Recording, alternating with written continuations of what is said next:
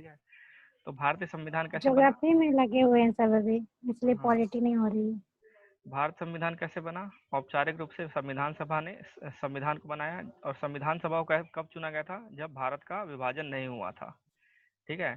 संविधान सभा की पहली बैठक कब हुई थी? 9 दिसंबर 1946 को। 14 अगस्त को भारत का विभाजन हो गया था 1947 में, और संविधान सभा की पुनः बैठक हुई थी। संविधान सभा के सदस्य कैसे चुने गए थे? 1935 एक्ट के अंदर प्रांतों को चुनाव हुए थे, प्रांतों में चुनाव हुए थे, फिर इनके प्रतिनिधि चुने गए। इन प्रतिनिधियों ने फिर चुना संविधान सभा को, संविधान सभा के सदस्यों को। ठीक है, हमने नहीं, जनता ने नहीं चुना था इसको। ठीक है, जनता ने नहीं चुना इनको, जनता ने इनको चुना था, प्रतिनिधियों को। प्रतिनिधियों ने फिर अपनी तरफ से संविधान सभा के सदस्यों को चुना। तो प्रांतीय विधानसभाओं के सदस्यों द्वारा अप्रत्यक्ष विधि से चुने गए। संविधान सभा की रचना लगभग उसी योजना के अनुसार हुई जिसे ब्रिटिश मंत्रिमंडल की एक समिति कैबिनेट मिशन ने प्रस्तावित किया था।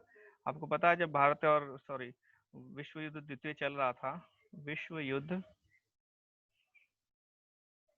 द्वितीय, सेकंड विश्व युद्ध चल रहा था, तो भारत को अपने साथ लड़ाई में योगदान देने के लिए ब्रिटेन, अमेरिका, इन देशों ने जोर लगाया था। फिर ब्रिटेन ने कुछ सहूलियत दी थी भारत को कि हम आपको आधी आज़ादी देंगे, कुछ ये देंगे, कुछ वो देंगे, इस तरह से वो लगा रहे थे। लेकिन भारत कई हर बार मना कर दे रहा था, गांधी जी, नेहरू, ये सब थे तो मना कर दे रहे थे। तो अंतिम जो उन्होंने मिशन भेजा था वो कैबिनेट मिशन था मनाने के लिए।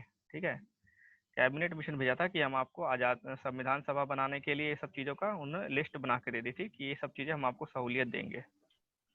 ठीक है, कैबिनेट मिशन में बात पढ़ेंगे इसमें, ये यही हुआ है। ठीक है ना, कैबिनेट मिशन ने प्रस्तावित किया था इस योजना के अनुसार। अब कैबिनेट मिशन के अनुसार क्या हुआ था? ठीक है, कैबिनेट मिशन के अनुसार क्या था?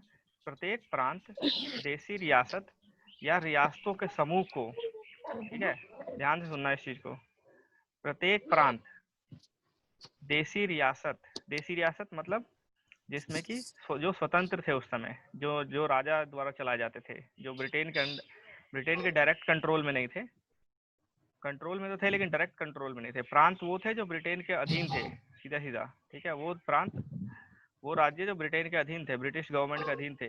और देसी रियासत जो ब्रिटिश गवर्नमेंट के अधीन नहीं थे लेकिन ऊपर रानी का ही रोल था। और रियासतों का कुछ समूह। तो इन तीनों को उनकी जनसंख्या के अनुपात में सीटें दी गई। ठीक है, जैसे बंगाल को सीटें दे दी गई, बिहार को सीटें दे दी गई। ठीक है, इन रियासतों को, प्रांतों को सीटें दे दी गई कि तुम्हारी इतना जनसंख्या है तो तुम्हारी इतनी सीटें हैं। ठीक है, मोटे तौर पे क्या कहा गया? 10 लाख की जनसंख्या होगी तो एक सीट का अनुपात रखा गया। ठीक है, 10 लाख की जनसंख्या पर एक सीट का अनुपात रखा गया। परिणाम स्वरूप ब्रिटिश के प्रत्यक्ष शासन वाले, जो ब्रिटिश सरकार जिसमें डायरेक्ट रूल करती थी, वो प्रांत कहलाते थे। उन प्रांतों से 292 सदस्य चुने गए थे। ठीक है, और रियासतों को, देशी रियासतों को 93 सीटें आवंटित हुई थी संविधान सभा के लिए। ठीक है, ये प्रांतों के लिए नहीं थे, संविधान सभा के लिए थे। संविधान सभा में कितने लोग बैठेंगे? ठीक है, संविधान सभा में प्रांतों की तरफ से जाएंगे 292 लोग, और देशी रियासतों की तरफ जाएंगे 93 लोग, 93 सीटें। ठीक है, प्रत्येक प्रांत की सीटों को 3 प्रमुख समुदाय में रखा गया। पूछे जाता सवाल है काफी ज्यादा। प्रत्येक प्रांत की सीटों को 3 मुख्य समुदाय में रखा गया। अभी होता है ना कि SC, ST, OBC, जनरल, महिला और ये सब करके। उस समय क्या था? मुसलमान, सिख और सामान्य। सामान्य यानी कि जनरल। ठीक है, 3 समुदाय थे प्रत्येक प्रांत में सीटों के। कुछ सीटें मुस्लिमों के लिए थी, कुछ सीटें सिखों के लिए थी, कुछ सीटें जनरल मतलब जो बच गए सबके लिए थी। ठीक है, चाहे वो SC ST हो, दलित हो, OBC हो, हिंदू हो, ईसाई हो, जूस हो, कोई हो, उनके लिए जनरल रखा गया। बाकी मुस्लिम के लिए अलग सीट और सिखों के लिए अलग सीट थी। ठीक है, उनकी जनसंख्या का अनुपात में बांट दिया। अगर मुस्लिम कम है तो कम सीट, सिख कम है तो कम सीट, जनरल ज्यादा थे तो ज्यादा सीट। ठीक है ना, तो प्रत्येक प्रांत की सीटों को 3 प्रमुख समुदाय में बांटा गया, मुसलमान, सिख और सामान्य। ठीक है, मान लीजिए बिहार है, एग्जाम्पल के तौर पे बिहार में अगर मान लीजिए 50 सीट थी, माना 50 सीट है, तो 50 सीट कैसे बांटा गया? मुस्लिमों के लिए कुछ सीटें सिखों के लिए और बाकी सीटें जनरल के लिए। ठीक है, तो प्रांतीय विधानसभाओं में प्रत्येक समुदाय के सदस्यों ने अपने प्रतिनिधियों को चुना। ठीक है, अपने प्रतिनिधियों को चुना और उसके लिए उन्होंने समानुपातिक प्रतिनिधित्व और एकल संक्रमण मत पद्धति का प्रयोग किया। ठीक है, मतलब सबका वोट बराबर, एक बार वोट डालने का सिस्टम होता है। ये वाली पद्धति हम पढ़ेंगे बाद में, ठीक है ना, यहाँ पढ़ के कोई फायदा नहीं है। ठीक है, तो अपने प्रतिनिधि को चुना इन्होंने, प्रत्येक समुदाय के सदस्यों ने अपने प्रतिनिधियों को चुना।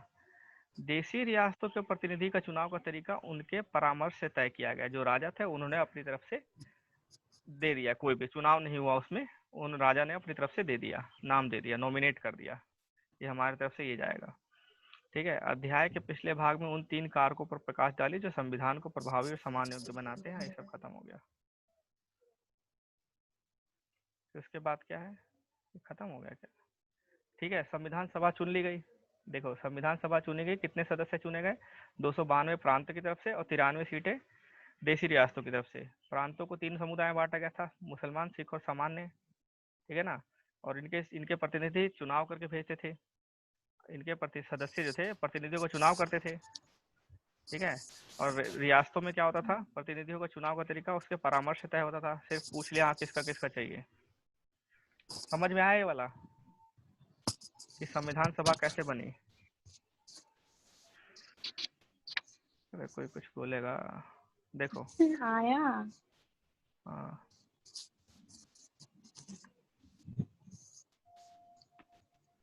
देखो, 2 भागों में अगर बांट दो भारत को उस समय, तो वो भाग, ये प्रांत थे, ये डायरेक्ट ब्रिटेन के अंदर थे। ये कुछ स्टेट थे, कुछ राज्य थे सीधा ब्रिटेन के अंदर थे।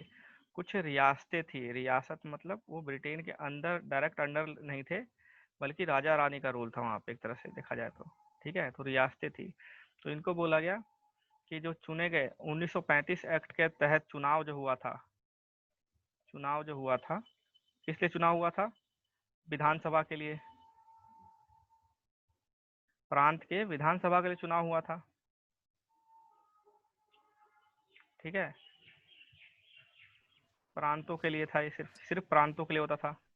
तो इनके जो सदस्य चुने गए थे, इन सदस्यों ने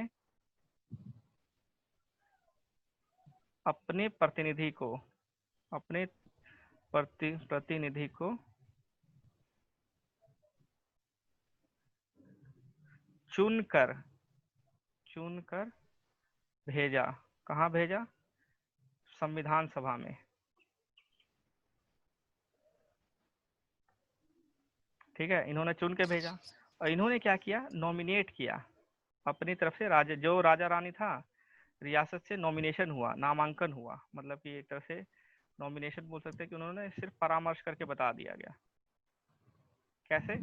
परामर्श द्वारा, चुनाव नहीं हुआ, कोई भी प्रत्यक्ष अप्रत्यक्ष कोई चुनाव नहीं हुआ, परामर्श किया गया। राजा ब्रिटेन ने पूछा कि भाई हाँ, तुम्हारे रियासत से किसको नॉमिनेट कर रहे हो? तो बोला कि भाई इसको ले जाओ, ये संविधान सभा में मेरी तरफ से बैठेगा। दूसरी रियासत को पूछा कि किसको भेजो, तो उसने बोला इसको ले जाओ, ये मेरी तरफ से बैठेगा संविधान सभा में। उन्होंने अपने परामर्श से भेज दिया। जबकि प्रांतों में क्या हुआ था, प्रांतों में विधानसभा का चुनाव हुआ, सदस्यों ने प्रतिनिधि को चुना, फिर उसको संविधान सभा में भेजा। इसके कितनी सीटें थी प्रांत की? 293। 200 कितनी थी? 93।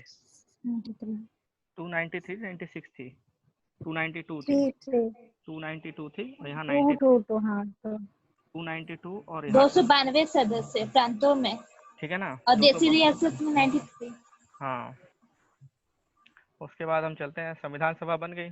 अब संविधान सभा का स्वरूप 3 जून 1947 के अनुसार, 3 जून 1947 के योजना के अनुसार विभाजन के बाद वे सभी प्रतिनिधि संविधान सभा के सदस्य नहीं रहे जो पाकिस्तान के क्षेत्रों में चुन के आए थे। जो मान लीजिए भारत था, और जो पाकिस्तान और बांग्लादेश से चुन के आए थे, जो इस तरफ से चुन के आए थे और जो इस तरफ से चुन के आए थे, ये भारत है तो इधर पाकिस्तान हो गया, इधर बांग्लादेश हो गया। ठीक है ना, जो यहाँ से चुन के आए थे और जो यहाँ से चुन के आए थे, वो संविधान सभा का सदस्य का हिस्सा नहीं रहे। ठीक है, क्योंकि वो तो पाकिस्तान में चले गए। तो वो जो चुने हुए सदस्य थे वो अब संविधान सभा का सदस्य नहीं रहे, 3 जून 1947 की योजना के अनुसार। ठीक है, संविधान सभा के वास्तविक सदस्यों की संख्या कितनी हो गई? घटकर 299 रह गई। पहले कितनी थी? 292 प्लस 93 थी। ठीक है, तो ये हो गया 5, 8, 3, लगभग इतनी थी, और घट के कितनी रह गई? 299 रह गई। ठीक है, इसमें से 26 नवंबर 1949 को जब संविधान बना तो उस दिन तक कितने सदस्य थे, कितने उपस्थित थे? 284 सदस्य उपस्थित थे। ठीक है, तो पहले कितने सदस्य आए थे? 385। रह कितने गए? 299। और उपस्थित कितने थे जब संविधान बना था?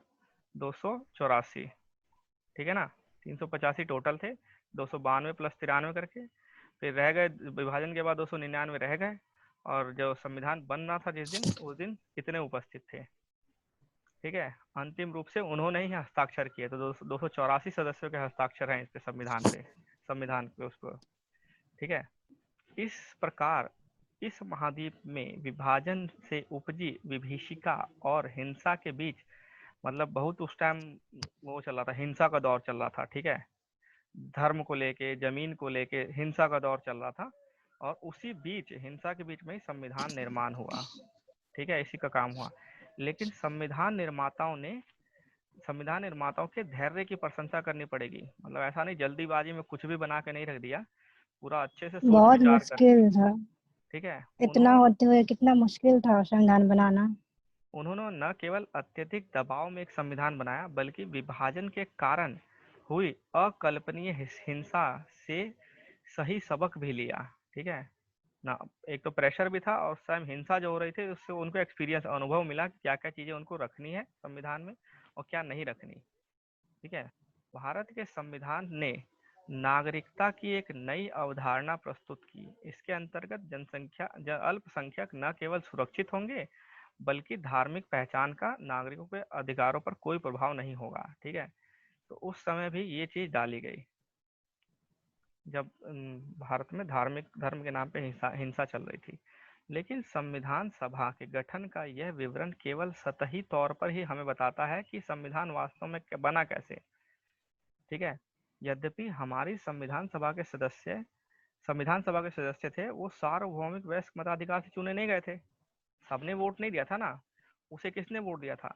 जिसको चुन के भेजा गया था, जनता ने चुना, जनता ने प्रतिनिधि को चुना, और प्रतिनिधि ने सदस्य को चुना, सभा के सदस्य को चुना, कौन सी सभा? संविधान सभा के। ठीक है, लेकिन ये जनता भी पूरी जनता नहीं थी उस समय सबको वोट देने का अधिकार नहीं था, तो ये प्रतिनिधि भी सार्वभौमिक वयस्क मताधिकार से नहीं आए थे। ठीक है, उस समय जनता भी पूरी नहीं थी वोट देने के लिए, सारी जनता को वोट देने का अधिकार नहीं था। ठीक है, तो ये भी और इन्होंने डायरेक्ट इसको नहीं चुना, तो ये तो सार्वभौमिक वयस्क मताधिकार हुआ ही नहीं। तो ये सदस्य सार्वभौमिक वयस्क मताधिकार से चुने नहीं गए थे, पर उसे ज्यादा से ज्यादा प्रतिनिधि परक बनाने का गंभीर प्रयास किया गया। मतलब ज्यादा से ज्यादा वो प्रतिनिधित्व कर सके, ज्यादा से ज्यादा समुदायों का प्रतिनिधित्व कर सके। संविधान सभा ऐसी बनी कि वो ज्यादा से ज्यादा समुदाय का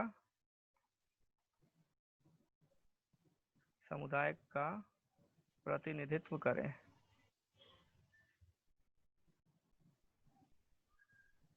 प्रेजेंट करें, ज्यादा से ज्यादा समुदाय को प्रेजेंट करें। ठीक है, इस तरह से उनको बनाया गया। ठीक है, सभी धर्मों के सदस्यों को ऊपर बताए गए विधि से प्रतिनिधित्व दिया गया। इसके अतिरिक्त संविधान सभा में अनुसूचित जातियों के 28 सदस्य थे। ठीक है, संविधान सभा में अनुसूचित जातियों के 28 सदस्य, इसमें कई सदस्य तो ऐसे थे जो चुने ही नहीं गए थे, कभी इलेक्शन नहीं जीता था उन्होंने, जैसे भीमराव अंबेडकर। ठीक है, ये अपना इलेक्शन हार चुके थे, लेकिन फिर भी इनको संविधान सभा में जवाहरलाल नेहरू ने जगह दी, क्योंकि काबिलियत पता थी उनको, इसलिए उन्होंने जगह दी इनको, बी आर अम्बेडकर को। ठीक है, तो अनुसूचित जाति के 28 सदस्य थे। जहां तक राजनीतिक दलों का सवाल था, विभाजन के बाद संविधान सभा में कांग्रेस का वर्चस्व था। ठीक है, उसे 82 सीटें प्राप्त थी, कांग्रेस को 82 सीटें मिली हुई थी। अगर हम 299 रह गई थी जब, क्या कहते हैं, उसके बाद विभाजन के बाद, इसमें तो कई तो रियासतें थी। ठीक है, कुछ तो रियासतें थी जो बाकी प्रांत बच गए, जहाँ इलेक्शन हुए थे प्रांतों में जो इलेक्शन हुए थे, वहाँ 82 सीटें किसकी थी? कांग्रेस की थी। लेकिन इतनी ज्यादा सीटें होने के बावजूद भी कांग्रेस स्वयं विविधताओं से भरी हुई एक ऐसी पार्टी थी जिसमें लगभग सभी विचारधाराओं की नुमाइंदगी थी। तो अगर पूछा जाए कि जो संविधान सभा जो थी वो सार्वभौमिक वयस्क मताधिकार पे चुनी नहीं गई थी, तो उसको संविधान बनाने का अधिकार, तो संविधान बना, उसको कैसे वो कह सकते हैं कि वो अच्छा संविधान बना होगा। तो ये बता सकते हो कि जो संविधान जो बना, जो सदस्य थे वो ज्यादा से ज्यादा क्या थे, समुदाय के प्रतिनिधित्व थे। उसमें से अनुसूचित जातियों के 28 सदस्य चुने गए थे। कांग्रेस का तो वर्चस्व था क्योंकि 82 सदस्य थे, लेकिन कांग्रेस भी पूरी तरह से विविधताओं से भरी हुई पार्टी थी, उसमें लगभग सभी विचारधाराओं की नुमाइंदगी थी। इस तरह से आंसर लिख सकते हैं। ठीक है। संविधान सभा जब बनी तो उसके कामकाज की शैली क्या थी। ठीक है। संविधान सभा की सत्ता केवल इस बार पर संविधान सभा की सत्ता केवल इस बात पर नहीं टिकी थी कि वह मोटे तौर पर सबका प्रतिनिधित्व कर रही थी। ठीक है। वो इसलिए नहीं थी कि सबका प्रतिनिधित्व कर रही है इसलिए उसको माना जाए। ठीक है। संविधान बनाने के लिए अपनाई गई प्रक्रिया और सदस्यों को के विचार विमर्श की जड़ में छुपे मूल्यों से ही संविधान सभा की लोकप्रियता सत्ता के आधार बनी। ठीक है ना। लोकप्रियता, देखो संविधान सभा बनी तो दो उसमें मुख्य देखो संविधान सभा है, लोग के लिए संविधान सभा क्यों लोकप्रिय रहेगी, दो कारण होंगे। या तो इसको सब मिलके चुने, ठीक है, सब मिलके चुन के जो हुआ नहीं था। ठीक है। दूसरा क्या होना चाहिए, विचारधाराओं की विविधता। विचारधाराओं की, देखो अपने भाषा में लिखना होता है आंसर, आपको कॉपी किताब नहीं रटना। ठीक है ना। विचारधाराओं की विविधता, जो लोग थे सदस्य थे वो अलग अलग विचारधाराओं के थे। ठीक है। इस वजह से ज्यादा लोकप्रिय था, इसमें कई विचारधाराओं के लोग थे। ठीक है। और इन्होंने जो प्रक्रिया थी, दूसरा विचारधाराओं की प्रक्रिया प्लस विचारधाराओं की विविधता प्लस प्रक्रिया। ठीक है। प्रक्रिया, इसमें क्या था, विचार विमर्श करके, पूरी तरह से विचार विमर्श करके, तो इस वजह से ज्यादा लोकप्रिय रहा। ये जो पॉइंट था ज्यादा लोकप्रिय रहा। इसकी वजह से कह सकते हैं कि लोकप्रिय नहीं होना चाहिए था, लेकिन क्योंकि उसमें सभी विचारधाराएं थी और उसकी प्रक्रिया जो थी, संविधान बनाने की जो प्रक्रिया थी वो बहुत अच्छी थी। ठीक है। पूरी तरह से उसको विचार विमर्श हुआ, हर चीजों पे, हर मूल्य पे विचार विमर्श हुआ, उसके बाद ही संविधान बना। ठीक है। इसलिए ज्यादा लोकप्रिय रहा और सत्ता का आधार बना। यही लोकप्रियता जो थी ये सत्ता का आधार बनी। ये लोकप्रियता जो थी वो सत्ता का आधार बनी। ठीक है। जहां प्रतिनिधित्व का दावा करने वाली जहां प्रतिनिधित्व का दावा करने वाली किसी सभा के लिए वांछनीय है कि उसमें समाज के विभिन्न वर्ग सहभागी हों, वहाँ यह भी महत्वपूर्ण है कि वे केवल अपनी पहचान या समुदाय का प्रतिनिधित्व न करें। मान लिया कि सभी मिलके चुनाव करते और सब जगह के लोग आते, सभी समूह के लोग आते, लेकिन वो अगर सिर्फ अपने लिए ही बात करते तो संविधान वो सही नहीं रहता। ठीक है ना। वो केवल अपनी पहचान या समुदाय का प्रतिनिधित्व ना करें, ये जरूरी होता है। ठीक है। समझ गए। ऐसा है, अगर सभी मिलके चुनते उनको और सभी समुदायों का वो क्या करते हैं, प्रतिनिधित्व करते, तो वो सही नहीं रहता, क्योंकि फिर वो अपनी, अगर वो वहां पे अगर केवल अपनी पहचान या समुदाय का प्रतिनिधित्व करने लगते तो। ठीक है। संविधान सभा के सदस्यों ने पूरे देश के हित को, अपने और अपनी पहचान या अपने समुदाय के लिए नहीं बल्कि पूरे देश के हित को ध्यान में रखकर विचार विमर्श किया। इंपॉर्टेंट पॉइंट है। ठीक है। सदस्यों में प्राय मतभेद होते थे, जो कोई कोई कानून लाना है, संविधान में कोई प्रोविजन जोड़ना है, कोई अधिनियम जोड़ना है, तो उस पर मतभेद होते थे, कई बार विचार विमर्श बहुत लंबा खिंच जाता था। लेकिन सदस्यों द्वारा अपने हितों को आधार बनाकर शायद ही कोई मतभेद हुआ हो। वो मतभेद इसलिए हुए हैं देश के हित के लिए, अपने लिए कोई मतभेद नहीं हुआ, अपने अपने हितों के लिए कोई आधार बना के कोई मतभेद नहीं हुआ कभी। ठीक है। ये जो मतभेद होते भी थे वास्तव में वैध सैद्धांतिक आधार पर थे। जो भी मतभेद हुए उसमें वैध सैद्धांतिक आधार होता था कि ये जो भी तुम प्रोविजन लिखा जा रहा है इसके पीछे सिद्धांत क्या है, ये गलत है, सही है, देश के हित में है कि नहीं है। अपनी छोड़ के मतलब एक होता ना कि स्वार्थ अपने स्वार्थ को छोड़ के देश के लिए बात की जा रही थी। और जो भी मतभेद होते थे सिद्धांत के आधार पर होते थे। हालांकि संविधान सभा में अनेक मतभेद थे। भारत कौन से मतभेद थे, भारत की शासन प्रणाली कैसी होनी चाहिए? केंद्रीकृत होनी चाहिए कि विकेंद्रीकृत होनी चाहिए? क्या सत्ता को एक जगह पावर, एक ही पावर के अंदर डाला जाए, या नीचे कई केंद्र बना दिए जाए, सत्ता के कई पावर बना दिए जाए?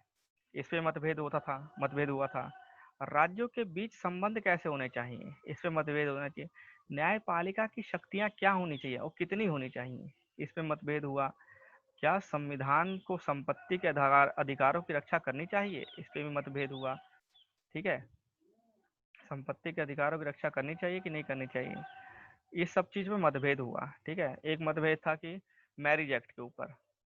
ठीक है, मैरिज एक्ट, शादी के कानून जो होते थे। ठीक है, तो क्या किया गया कि मुस्लिमों के लिए कोई कानून नहीं बनाया गया, लेकिन हिंदू के लिए कानून बना दिया गया। तो इस पर बहुत बड़ा मतभेद हुआ था। ठीक है, इस पे कई सदस्यों ने रिजाइन दे दिया था, उनके नाम याद नहीं है। तो कई हिंदू जो दल होते थे उन्होंने रिजाइन दे दिया था इस चीज पे कि हिंदुओं के लिए ही क्यों कानून बनाया जा रहा है, मुस्लिमों के लिए क्यों नहीं। वो चाहते थे कि एक यूनिफॉर्म सबके लिए कानून बनाया जाए, यूसीसी, यूनिफॉर्म सिविल कोड बनाया जाए। यूनिफॉर्म यानी सबके लिए, सिविल यानी कि नागरिक वाले कानून सबके लिए बनाया जाए। ठीक है, सबके लिए बनाया जाए, लेकिन क्या हुआ था कि हिंदुओं के लिए ही बने कानून, मुस्लिमों के लिए कानून नहीं बने उस समय।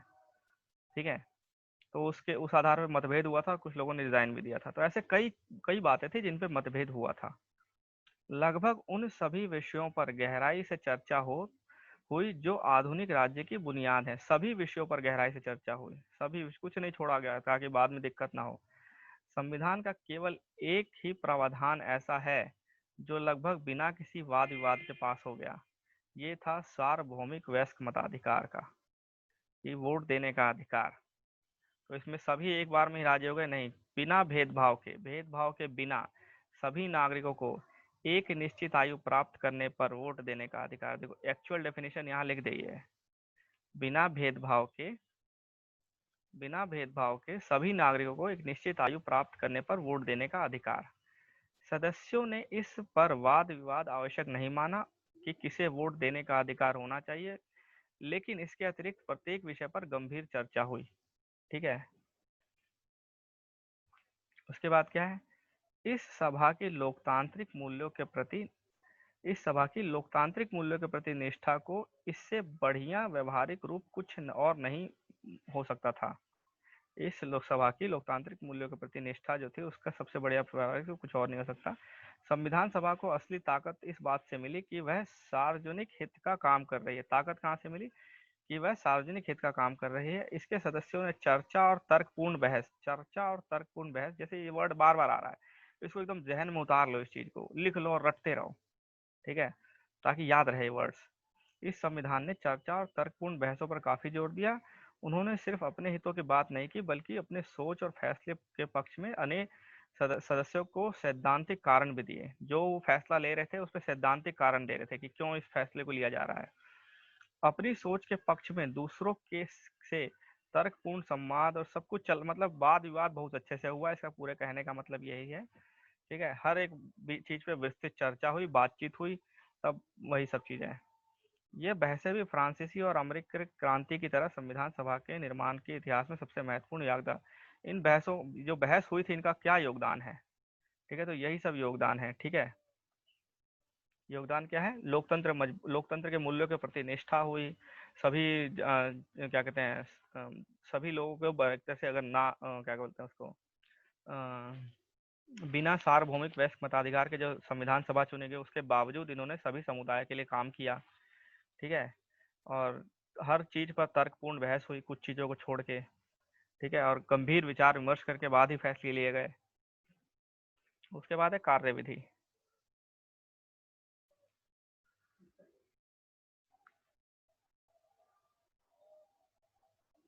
कार्यविधि क्या थी संविधान सभा की?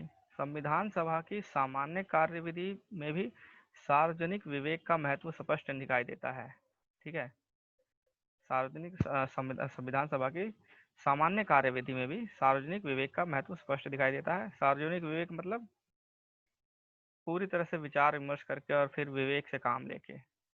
विभिन्न मुद्दों के लिए संविधान सभा की 8 मुख्य कमेटियां थी। अलग अलग मुद्दों के लिए अलग अलग कमेटियां थी। आमतौर पर जवाहरलाल नेहरू, राजेंद्र प्रसाद, सरदार पटेल या बी आर अम्बेडकर इन कमेटियों की अध्यक्षता करते थे। ठीक है, ये लोग थे ये ऐसे लोग थे जिनके विचार हर बात पर एक दूसरे से समान नहीं थे।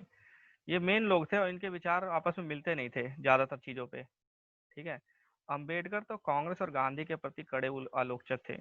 अंबेडकर जो थे वो गांधी और कांग्रेस के प्रति कड़े आलोचक थे और उन पर अनुसूचित जातियों के उत्थान के पर्याप्त काम न करने का आरोप लगाते थे। वो कहते थे कि इन्होंने, कांग्रेस ने और गांधी ने, जो अनुसूचित जातियों के उत्थान के लिए ज्यादा काम नहीं किया कुछ। पटेल और नेहरू बहुत से मुद्दों पर एक दूसरे से सहमत नहीं थे। पटेल और नेहरू में भी विवाद थे। विवाद का मतलब ये नहीं था कि असहमति हो सकती है लेकिन झगड़ा नहीं हो सकता। ठीक है। एक पॉलिटिकल झगड़ा होता है, एक होती है असहमति कि मैं सहमत नहीं हूँ इस चीज से। अगर आप सहमत हो तो मुझे कारण बताओ, वो भी सैद्धांतिक कारण होना चाहिए। और दूसरे ने अगर सैद्धांतिक कारण दिया तो अगले ने मान लिया उस चीज को। तो ये होती है असहमति, और फिर विचार विमर्श करना और फिर बातों को मान लेना। ऐसा नहीं कि आप किसी एक मुद्दे पे अड़ गए हो कि नहीं ये तो जैसा मैं बोल रहा हूँ वही सही है और बाकी चीज सही नहीं है, चाहे आप कोई भी कारण दे दो। ठीक है। तो पटेल और नेहरू भी एक दूसरे से असहमत रहते थे। फिर भी सबने एक साथ मिलकर काम किया और प्रत्येक कमेटी ने आम तौर पर संविधान के कुछ कुछ प्रावधानों को प्रारूप तैयार किया। ठीक है। हर कमेटी ने मिलकर कुछ ना कुछ बनाया अपना, जिन पर बाद में फिर उन्होंने बना लिया। ये लाइन इसने, ये इतना प्रोविजन प्रावधान इसने बनाया, नेहरू जी के अंदर हुए इतने इसके, फिर सबको संविधान में सब पर चर्चा हुई। आम तौर पर यह प्रयास किया गया कि जो फैसले आम राय से हों और कोई भी प्रावधान किसी खास हित समूह के पक्ष में ना हो। ठीक है।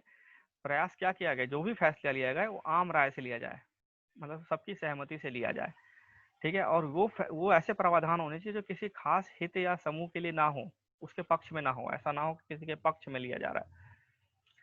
ठीक है। कई प्रावधानों पर निर्णय मत विभाजन से हुआ, मतलब वोट आउट हुआ कि आप कितने लोग इसके पक्ष में हाँ बोलें, कितने लोग ना में है ना बोले। अगर हाँ ज्यादा है तो पास हो जाएगा, ना ज्यादा है तो फेल हो जाएगा। ऐसे भी हुए। ऐसे अवसरों पर भी हर सरोकार का ध्यान रखा गया और हर तर्क और शंका का समाधान। ऐसा नहीं कि ना हो गया तो उसको काट दिया जाएगा, नहीं, फिर उसको सैद्धांतिक कारण दिए जाएंगे क्यों हम काट रहे हैं इस चीज को, क्योंकि पूरी रिकॉर्ड होता है, वो रिकॉर्ड हुआ था ये सब चीजें। और अगर हाँ हो रहा है और ना वाले बहुत ज्यादा थे फिर भी, तो भी बताया जाएगा सैद्धांतिक कारण क्यों हो गया और दूसरों की सहमत किया जाएगा बाकी लोगों को। ठीक है। बहुत ही सावधानी से किया जाएगा। लिखित रूप से उनका जवाब दिया गया, जो भी सैद्धांतिक कारण बताए गए ना करने का या हाँ करने का, उनका लिखित जवाब दिया गया। 2 वर्ष और 11 महीने की अवधि में संविधान सभा की बैठकें 166 दिन तक चली। ठीक है। इसके सत्र अखबारों और आम लोगों के लिए खुले थे, मतलब आम लोग भी जाके देख सकते थे क्या बहस चल रही है। इसके बाद है, देखिए यहाँ पे आपको दिखाया गया है संविधान सभा। संविधान सभा के अध्यक्ष कौन थे? डॉक्टर राजेंद्र प्रसाद। ठीक है। और प्रारूप समिति के अध्यक्ष कौन, सभापति कौन थे? प्रारूप जो बनाया था, बनाने के लिए इसको जिम्मा दिया गया था संविधान सभा का, संविधान का, वो थे बी आर अम्बेडकर। ठीक है। यही लिख दिया इसने। संविधान सभा के अध्यक्ष थे राजेंद्र प्रसाद और प्रारूप समिति के अब सभापति थे भीमराव अम्बेडकर। ठीक है ना। उसके बाद जैसा कि मैंने महसूस किया, शायद किसी ने किया होगा, किसने लिखा है? राजेंद्र प्रसाद ने लिखा है। जैसा मैंने महसूस किया, शायद ही किसी ने किया होगा कि प्रारूप समिति के सदस्यों, विशेषकर इसके सभापति अम्बेडकर ने अस्वस्थ होने के बावजूद कितने उत्साह और लगन के साथ कार्य किया। अम्बेडकर को प्रारूप समिति में शामिल करने और उसके सभापति बनाने के निर्णय से बेहतर कोई और निर्णय नहीं हो सकता। देखो, ये अम्बेडकर नहीं चुने जाते, इनका कोई नाम नहीं लिया जाता, क्या कहते हैं उसमें, संविधान सभा में, निर्माण में कहीं नहीं आता। अगर इसको नेहरू जी इनको इनवाइट नहीं करते तो इनका नाम नहीं आता।